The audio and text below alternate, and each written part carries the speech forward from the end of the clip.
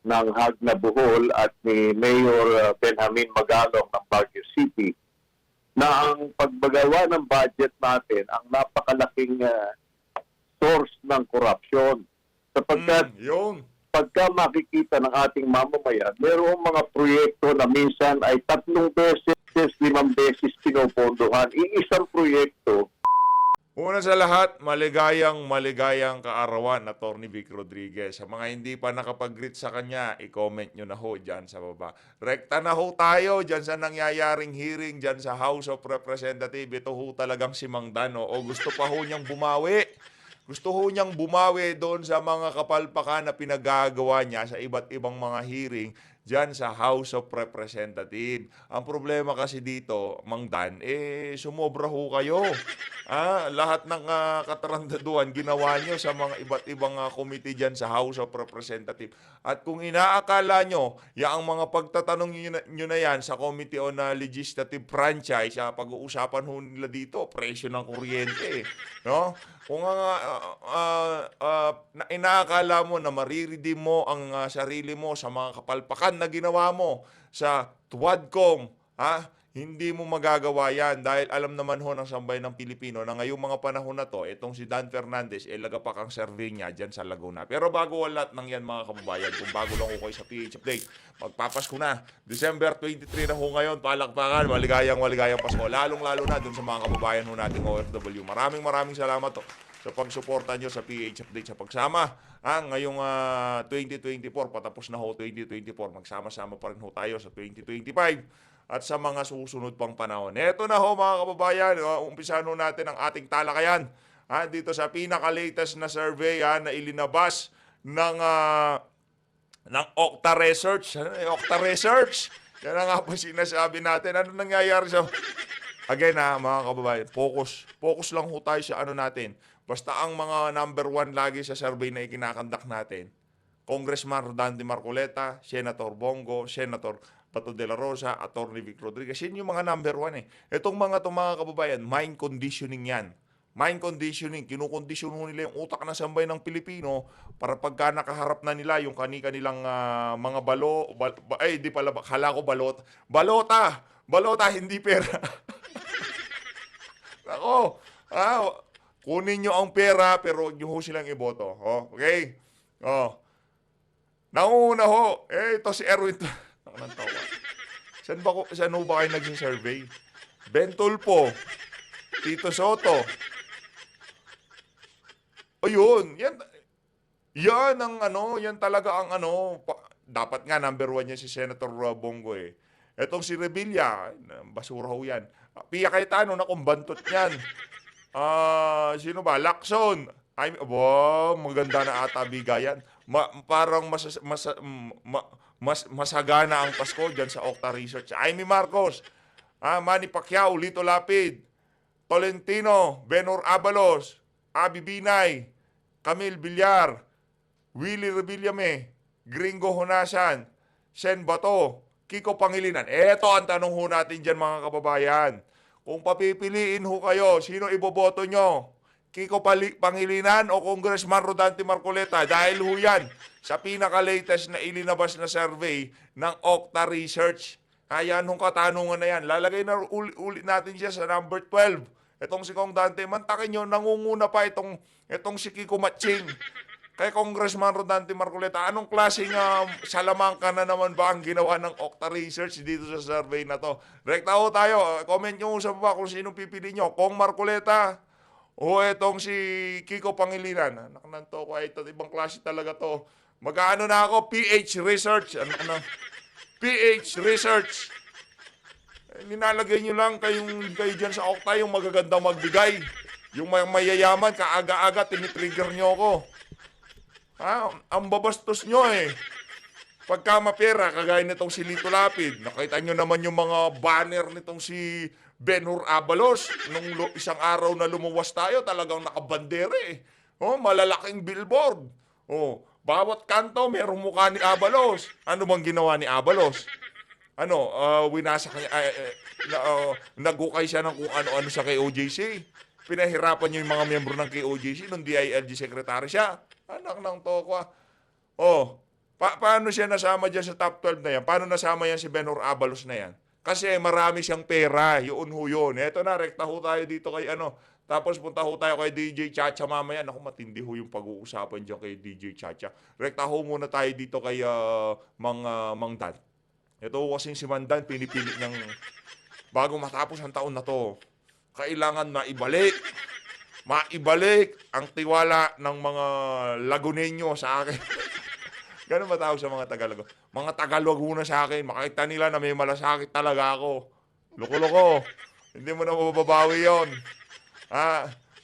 Kumbaga, wala na. Nandun, ika nga ni BP Sara, nandun ka na sa point of no return.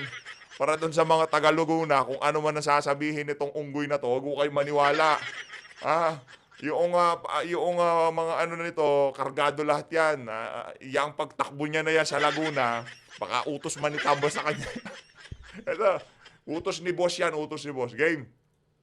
60 billion para to sa final final determination.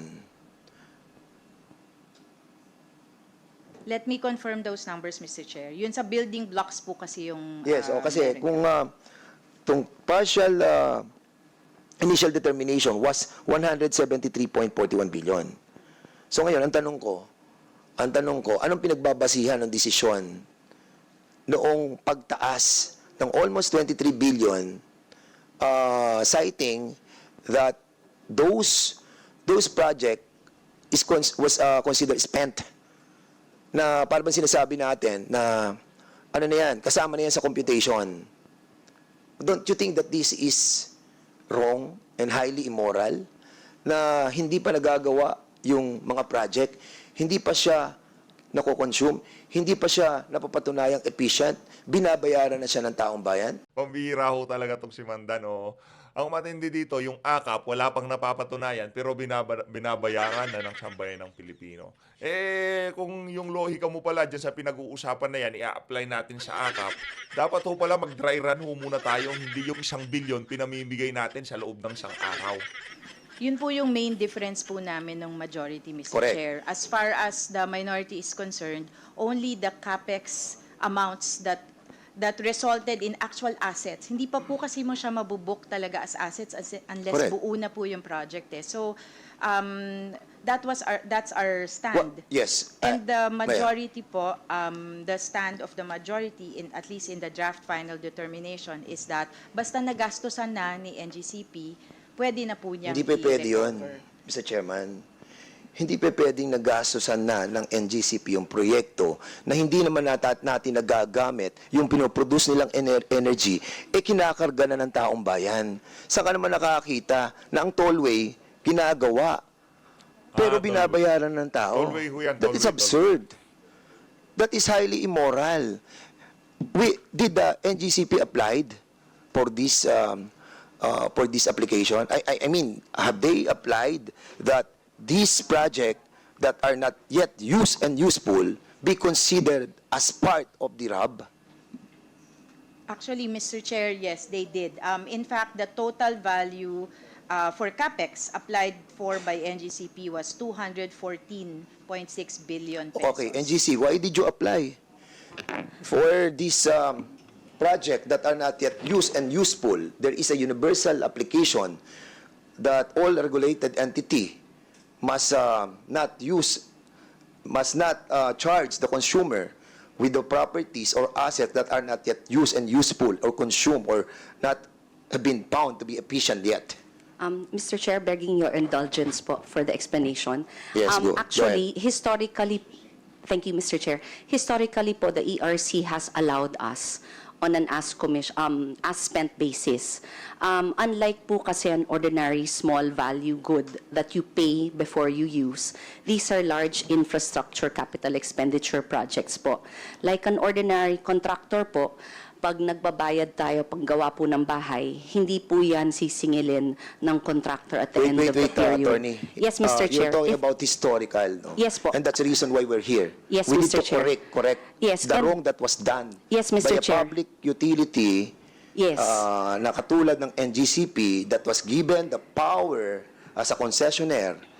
The utmost priority is the least cost manner, no? Actually, In Mr. accordance Chair, with the APIRA law. if Now, I ang may sinasabi explain mo, po. iba yung sinasabi mo na contractor. Yes, Mr. Chair, if I Ang may sinasabi explain po. natin dito, hindi pa attorney O sa mga nakakamiss, doon sa mga asal nitong mga congressman na to dyan sa TWAD Committee, kahit saan ho talaga sila magpunta, ganyan ho sila umasal. No, hindi ho nila pinapakinggan yung mga resource person. Nagpatawag ka pa ng resource person ba kung hindi mo rin papakinggan?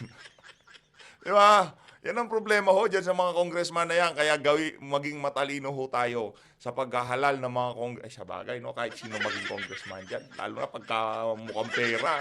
Pagka nabanatan na ni Tamba na, ito yung ano mo, ito yung ganyan mo. Kasi pag nag-umpisa na hong tumanggap ng kung ano-ano yan dyan sa dyan sa kay Tamba, ika nga, o kung kanino mga congressman na namumuno sa kanila, wala na, tapos na GG na yun, ika nga.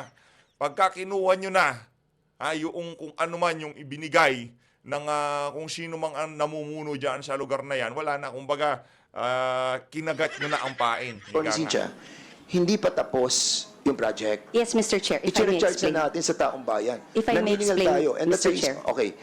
And that's the reason why I interrupted you. Yes po. Kasi ang sinasabi mo, historically, ganun ang ginagawa. Yes po. Mona Lisa, is this true? I will have to differ, Mr. Chair, because historically, if the resets were done Yes. prior to the period, then you allow those amounts. Correct. But the difference is, for this particular reset that we're doing, because there was no reset Yes, tama. that has happened, you cannot do a forecast. Yun nga po yung main difference namin dito. Kaya po ang ni-review namin historical period. And again, Mr. Chair, I'm speaking for the minority kasi Yes, nga po, I know. I understand. hiwalay. But that's why we cannot do an as-spent approach. Kasi po, alam na natin yung actual na ginastos, alam na natin kung alin yung projects na nagawa lang during that period. How can we still allow an as-spent approach? Hindi mo na yun mako-correct later. Kasi po, dati po, allow mo yung forecast, then you do an annual verification. Ginastos mo ba talaga yung sinabi mong ginastos for this year? Nabuo mo ba yung projects na sabi mong bubuin mo for this year? Pag hindi, may adjustment po yon on an annual Correct. basis. But that cannot be done now. Okay, Kasi po naintindihan ko tapos yan, na. Mona Lisa. Thank you so, very much. Sa desisyon nyo, nagbotohan kayo dito. So, ano naging boto? 3-2 po, Mr. So, kayo ang bumoto na hindi nyo pinapayagan na yung mga proyekto na hindi pa tapos ay mapasama doon sa asset na kung saan regulatory asset base para mapasama doon sa opening RAB para sa fourth regulatory period. And this entails almost 25 billion na additional para po doon sa ating CAPEX. At kapag nagdagdag tayo ng 25 billion sa CAPEX, magagalaw ang weighted average cost of capital na 10.3. Am I correct? Kasi Magagalaw po yung magagalaw siya. product. Kasi multiplier po si WAC dun sa Of course. ano. And that's the reason why medyo ano ako dito, medyo wary ako doon sa sitwasyon because you have said a while ago that our final determination, which will be released on January 2025, days from now, will be 10.3. Yung WAC po, wala naman po masyadong issue. But we do have, in the commission, we Pero, do have an issue Mona, on the CAPEX po. Dahil nga nadagdagan yung inyong CAPEX ng 25 billion dahil sinama natin yung mga proyekto na hindi tapos, na sisingilin sa taong bayan. So, yung WAC talaga magiging 10.3. So, para mabawasan ang 10.3, I think we need to consider the evaluation or appraisal of the two consultants that were hired by the ERC. Yung NCL saka Mr. Chairman, I think we need to invite the Royal Asia Appraisal and also the NCL in the next hearing. And at the same time, I'd like to invite those who have voted against this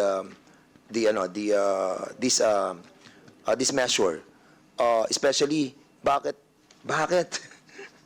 kinonsider nila na yung CAPEX na hindi pa tapos yung mga project ay kailangan ng bayaran ng ating mga kababayan. Okay. So why So they we take voted note of on that, this? okay? Comsec, please take note of the request of the Honorable Dan Fernandez. So, they should be invited in the next hearing. You may proceed, Honorable Dan Fernandez. So in other words, Mr. Chairman, I want to show you a slide, no? Before that slide, Honorable Dan Isang Fernandez. ano lang to, isang slide lang. Before Yeah, that, okay. few seconds lang. Kulang na lang pati kay kay Tambunting makipagtalo siya. Hoy Tambunting, na-miss kita. Kumusta ka na? Matagal-tagal kang nanahimik ah. Di ka sumali doon sa kaguluhan sa Twad Committee. Iwas po si Tambunting. Di, ano ho yan, big time daw ho yan eh. Yan si Tambunting, big time yan. Kaya siguro hindi na siya sumali. Bahala kayo dyan. Sabi siguro ng Tamba, pa siguro kay Tamba, pas ako dyan, di ayoko sumali. Kawaii, tingnan mo ngayon yung mga nasa yan si tawag dito, yan si Suarez, yung hairline niya. Alam nyo ho, kung ano man tinatakbo ni Suarez ngayon, yung survey ho niya, bumababa, ang tumataas lang ho talaga ngayon, hairline nito. Ba't ba pagka si Suarez yung usapan, hairline gagawin? Bumbunan ni Suarez. NGCP. Thank You you were very trying much. to say something. Yeah. I'll make you finish. Thank you, Mr. Chair, very much. Ano po yung gusto niyo sabihin bago po i-slide ni Honorable Dan? Yung sinabi po ni Chair Mona is absolutely correct. There was a regulatory delay in the review of our fourth and fifth regulatory reset process. Now, dapat po nag-umpisa yung review na yan for the fourth reg in 2014 or thereabouts, pero hindi po nagawa. Under the credit of Chair Mona talagang in-expedite na yon. However, the rules in place at that time po were may particular rules po na sinasabi tayo na pinapayagan po ang NGCP na ganun po yung regulatory framework na unti-unti pong sinisingil para hindi po mabulunan ng consumer pagdating sa dulo at bulto na po yung babayaran para sa mga proyekto. Number one. Ganda ng mga upuan nyo ah. Mga bago na yung upuan nyo ah. Nak ng toko ah. Bakit nyo pinalitan yung mga luma? Ang bihira talaga tong mga congressman na to. Gusto nila, lagi silang komportable. Habang sambayan ng Pilipino, ngayong Pasko na to, yung iba wala mang kulang-kulang yung setup sa mesa kasi meron hong yan. Meron hong setup yan, 'di ba? Pagka mag-nunot si Buena, 'di ba? Kailangan yung setup areglado lahat 'yan. Merong ganito, merong ganyan, merong pansit, merong spaghetti, merong fruit salad, 'di ba? Dapat ganyan setup. Ngayon, yung mga kababayan natin, siyempre, nasanay yung mga yan nung panahon ni Tatay Digong, kahit pa paano, gumaganda buhay, no? Ngayong mga panahon na to, dahil sa kabangagan ng mga leader natin, pasensya na ho, no? Pero kahit, sabi nga ni Tatay Digong, mahirap ang buhay ngayon, kung ano man yung meron tayo, kung meron tayong isang adobo dito at 2 kilong pansit o spaghetti, pwede na ho yun. Pwede na ho yun. Masarap na yun. One po yun. Pangalawa po, kada proyekto po Pagka walang-wala ho talaga, sumugod ho tayo sa kapitbahay. Punta ho tayo sa kapitbahay natin. Makikain na lang tayo. Pasko naman, di ba? Kung walang-wala talaga, Merry Christmas na. Hindi, kung ano man hong meron, pwede na yun. No? Pwede na yun. Alam ko naman na marami sa mga kababayan natin yan naghihirap. No? Kulang-kulang ang setup nila sa mesa. Tayo nga, wala man ho tayong setup ngayon. Hindi na tayo maghahanda. No, wala.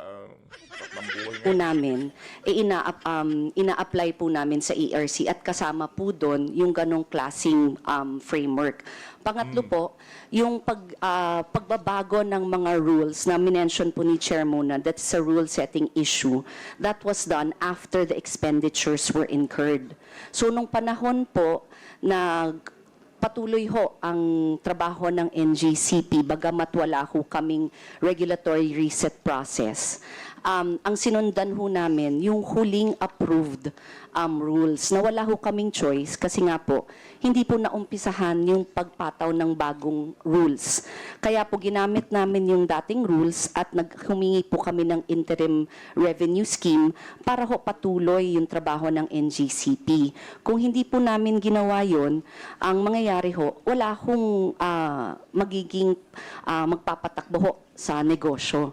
Kaya again po, it is what it is. Nag-delay na po talaga ng almost more than 10 years, around 10 years ang regulatory reset process. Kaya naman ho, nagkakaroon ho ng usapan sa ERC at threshold ho namin yung position nila. At of course, NGCP rin po, meron rin kaming posisyon na sinunod lang ho namin yung mga regulasyon na in place at that time. And ang position ho namin, the retroactive application of the rules after the expenditures were made may not be fair on the business po. ERC Malanta response, because I think she's talking about, they were just following. She was, basically what she was saying, NGCP was saying was, they were just following what the rules dictated. Walang ganun. So please respond. Sige po. Baka po, I will explain po the reasoning of ERC. The regulatory reset rules po apply for a particular regulatory period. Paglampas po nung regulatory period na yon, meron talagang Actually. vacuum in the law. Kasi po, hindi na siya dapat talaga nag-a-apply doon. That's why when we issued in 2022 the rules that will apply for that period wherein wala pong naging rules, sabi namin, tapos na yan, we will apply the historical cost. Na may record naman po yung komisyon, may record din naman pong sinubmit si NGCP. So hindi po, para sa amin, hindi po ito issue ng retroactive rate making because there were no, or retroactive rule making or rate making kasi nga po, klaro na ang regulatory period may specific set of rules po siya. Ngayon, tama naman po din yung punto ni NGCP na hindi po kasi naglabas yung ERC ng rules po dati. Tama po yon. Kaya lang po, sabi na nga rin po, we are where we are,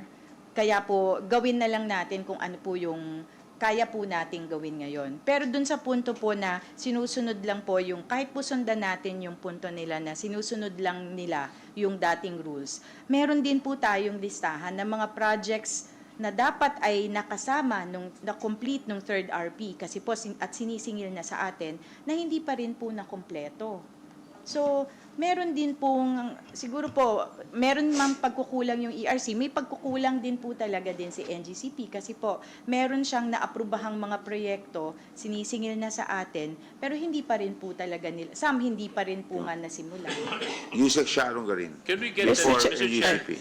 Sorry. Just short lang. I just wanted to get more details on the statement issued by Chairman De Malanta. ERC Chair, can we have a list? Kasi may mga binabanggit kayo mga na-delay We'll na submit po. po. So, can you submit it to us? Please submit the details. Apo. Kailan, anong project? Kulang ho yung ano nila, yung grupo nila, wala si Luistro, wala si Paduano, hindi masaya itong hearing na to.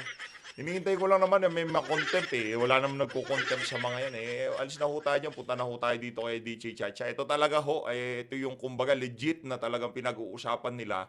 Yung talagang problema ngayon sa ating bansa dito kay dito sa talakayan nitong si Sir Ted Pailon at nitong si DJ Chacha. Game.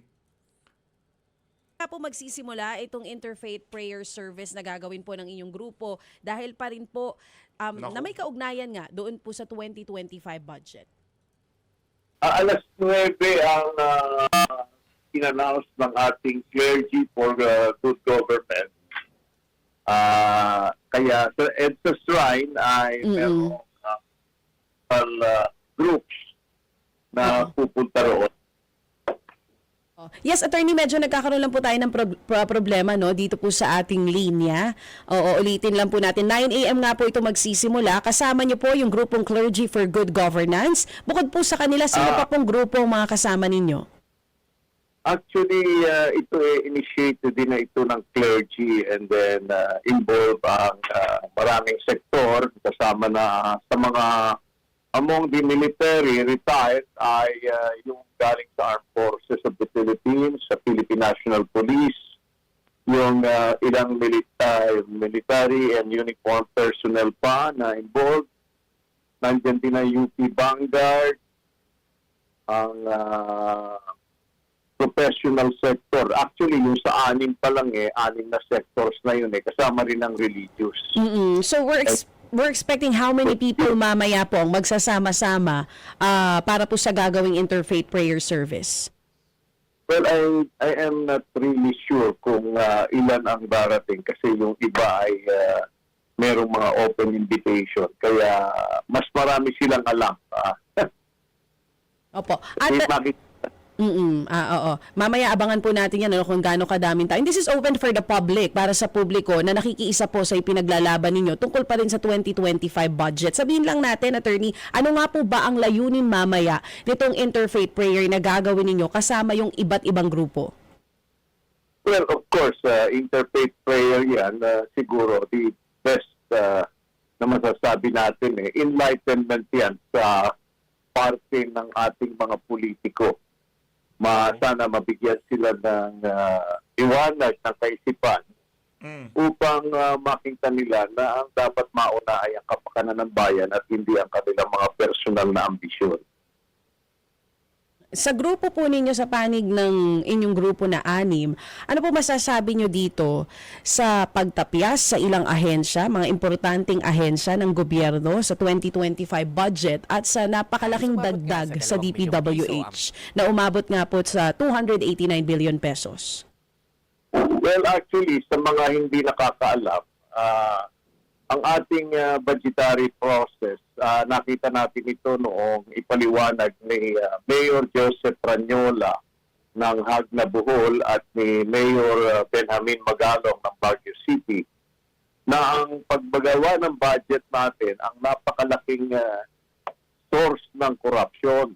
Sapagkat Yun. pagka makikita ng ating mamamayan, mayroong mga proyekto na minsan ay 3 beses Si Mayor Benji Magalong matagal na ho siyang nagsalita diyan na talaga yung budget. Doon ho talaga nanggagaling. Kumbaga, hindi naman ho nila inuumpisahan yung pagnanakaw pagka pag-iisip ng proyekto para sa kanilang mga constituent. Doon pa lang ho sa pagbalangkas ng budget, doon pa lang ho iniisip na nila kung paano nila nanakawin yung mga perang i-allocate nila. Mantakin nyo yung DPWH, ang tawag dito? Tama, DPWH. Yung ahensya ho na yon, mantakin nyo yung pagdating sa infra, mas malaki pa ho ang inallocate nila kaysa sa edukasyon. Kasi doon sa ahensya na yon, marami ho silang mananakaw doon. 5 beses pinopondohan. Iisang proyekto at 5 beses napopondohan. Ganun din, meron tayo yung tinatawag na unprogrammed projects.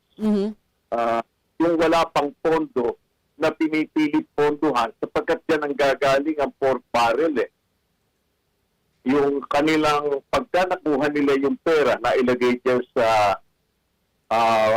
unprogrammed expenses natin, ay nagkakanya-kanyang hati sila at bahala na yung congressman o yung sino mang legislator kung anong proyekto ang kanyang gagawin. Ito hindi walang plano. Walang nakasubmit na proyekto, pero pag naisipan niya, pagkabigay na ng pork barrel niya, na yan ay sa aming huling pagsusuri. By the way, kasado na ho. Ang nakalagay ho dito sa nakita nating post na to, galing sa post ng TAPS Coalition Official January 13, 2025, rally, join the historic INC rally at Luneta stand against injustice. Ayun, palakpakan ho tayo. Tayo ay makikiisa dyan sa rally na yan. At alam ko, marami sa ating mga kababayan dito, kahit sa iba't ibang mga panig ng mundo, mag-oorganisa ng sabayang pagkilos, pag-rally, kaugnay nga dyan sa gustong mangyari na yan ng administrasyon itong si Marcos Jr. na ma-impeach itong si Vice President Sara Duterte. Palakpakan ho tayo. Gandang balita niya, oo. Ay umaabot ng, halimbawa, bibigyan ka ng congressman, 1 billion, 1.2 billion. Bahala na siya kung ano kanyang gagawin doon. Kaya, kakaloko-loko yung Pilipinas, nagkakautang-utang na tayo. Wala na silang pakialam. Marami na tayong utang. Alam nilang hindi kayang suportahan ng ating budget, ng ating ekonomiya. Pero sige pa rin. At lumalaki ang utang. Kaya't nangangamba kami na eventually mababankrupt ang gobyerno natin kahit sa kanilang mga assurance na within our capability to pay yung mga inuutang na yan. Oo, yun nga po yung mga nabanggit ninyo, unprogrammed appropriations na malaki din for 2025 budget. Pero sir, ang ilan nga sa sinasabi nitong ating mga mambabatas, wala daw ganun. Wala daw usapang pork barrel, wala rin daw usapan na pupolitikahin yung ilan sa mga budget na nakapaloob sa ilang mga ahensya. Halimbawa po yung AKAP na ngayon ay kine-question din ng marami kasi there's a 26 billion peso budget allocation for AKAP, pero yung sa 4Ps na wala. Ano pong comment nyo doon?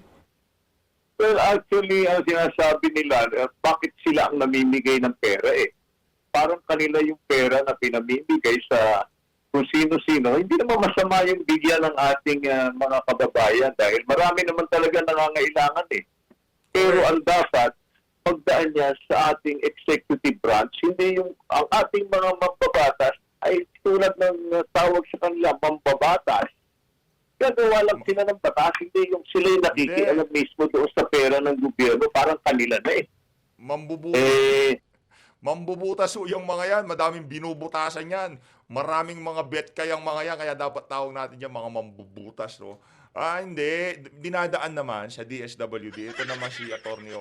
Dinadaan sa DSWD. Pero ang hindi pamimigay ng DSWD pagka hindi present, si mambubutas. Ganun yun. Kung makikita ka natin yung mga pahayag mismo noong Speaker of the House before, happy kayo mga congressman sa mga matatanggap nyo ngayong Pasko. Magdiliwang kayo. Yan. Para bang wala na silang pakialam sa sasabihin ng bayan. Ngayon harap-harapan na. Tama nga si dating Undersecretary ng Financiero Magno na ito ang isa sa pinaka-most corrupt na budget sa isaya ng Pilipinas. Yung na yan, okay yan pero hindi dapat yung ating parang mindikansi na umaasa na lang ang matao. Bakit hindi na lang, kung sa akin kasi, kung bibigyan mo tao ng assistance, bigyan mo siya ng trabaho na commensurate doon sa kanyang natatanggap, kahit pa paano, hindi siya mukhang pulubi.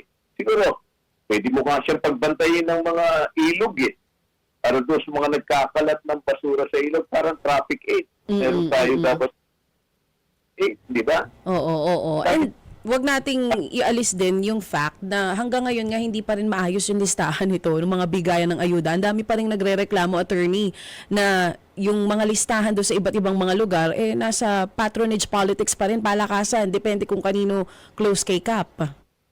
At may cut yan. No? Hindi naman binibigay. Nang sabi, 8,000 ang binigay sa'yo, pero di mo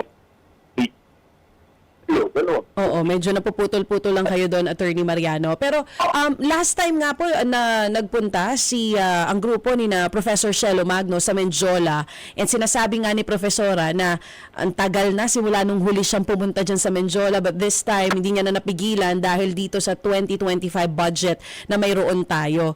Attorney, sa tingin mo isa rin ba sa dahilan kung bakit siguro ganito yung nangyayari? Dahil tahimik na rin kasi yung mga Pilipino Parang wala na masyadong pakialam with what's happening dito po sa Pilipinas? Well, tama ka doon. At kaya nga ito kailangan ma-enlighten. Hindi lamang yung politician, kundi mga Pilipino. Ang nawawala sa atin, DJ, ay ang ating sense of patriotism na Yung nakakapanlumo na ang ating mga mga 10-year-old, alam natin na tayo mismo, nababasa natin yung ranking ng ating mga 10 taong gulang kumpara sa rest of the world ng mga bata. Ang mga 10 taong gulang natin hindi makabasa at hindi maintindihan yung kanilang binabasa. Naku po. So, ang laki ng deterioration ng mga Buti na lang hindi si VP Sara ang Department of Education Secretary kasi siya na naman sisisihin itong nagsasalita na to. Pag nagkataon. Pilipino. Especially, alam naman natin na ang human resource natin, ang pag-asa natin sa susunod na henerasyon. So, worried kami dyan kasi especially kami na nanggaling sa militar, no? Kami nanggaling sa militar. parang masakit sa amin na yung pinaghihirapan mo na magkaroon ng peace and order, tapos kaya nagkakaroon ng gulo dahil sa dissatisfaction ng mga mamamayan. Oo. O pag satisfied ng mamamayan, siyempre lalaban sa gobyerno. Eh sino ihaharap mo pagka lumaban sila sa gobyerno? Itong mga sundalo na naman. At tapos kaya lumalabas para bang sabi nung iba, eh pinagtatanggol nyo lang yung mga korap na yan. Eh, kaya hindi kayo eh sila ang gumagawa ng gulo, sila ang gumagawa ng pahirap sa buhay ninyo dahil kayo susugpo sa mga nag-aalas sa bayan. Oo. Nabanggit niyo po yung patuloy na pag-deteriorate no ng kakayahan ng ating mga estudyanteng kabataan, and siguro mas may explain niyo ito sa amin, attorney. Attorney, yung under the Constitution dapat ang pinakamalaking budget is education, and right now ang pinakamalaki na umabot nga po ng 1.1 trillion peso budget is DPWH. Pwede po ba nilang malusutan itong ginawa nila na mas mataas yung DPWH budget compared to the whole DepEd budget? Well, actually, ang irony nito, pinaasa nila yung budget ng DPWH na hindi naman nagre-request ang DPWH ng ganong kalaki.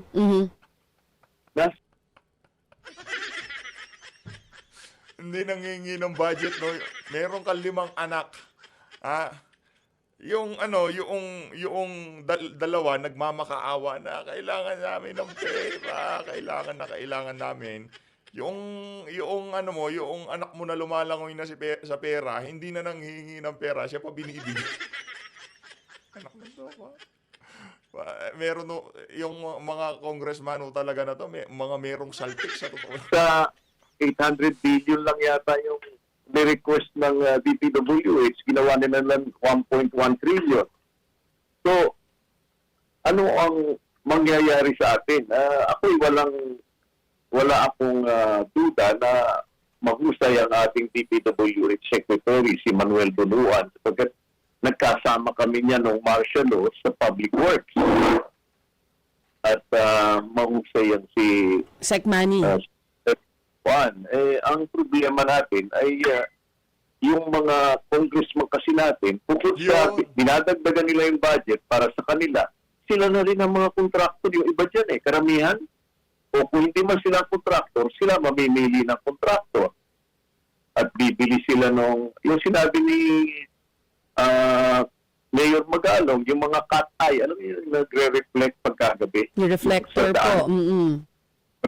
So, pagka pumunta ka dyan, ito lang sa may parte ng Sangandaan sa Malabon makita mo na yung lahat ng lane, merong cut-eye yan usually, yung mga cut-eye ginagamit yan sa mga unlighted highways. Dito, tinatagtad ng mga ganun Attorney, bukod dito sa... Correct, dapat lang yun sa mga walang ilaw na highway, yung walang mga poste-poste sa gilid, yung tipong madilim. Kaso yung mga madidilim na gano'n, sila yung walang cut-eye. Tinalagay ho nila, may poste na, naku, mapunta ho kayo dyan sa Tarlac. Naku po, maantindi ng mga poste nila dyan. Tag 3 hakbang, meron hong poste ng ng solar. Sino ang nagbayad nun? Wala naman donation nun. Kaya naman para doon sa mga para dyan sa mga nandyan sa Tarlac. Naku, yayaman ng mga na yun.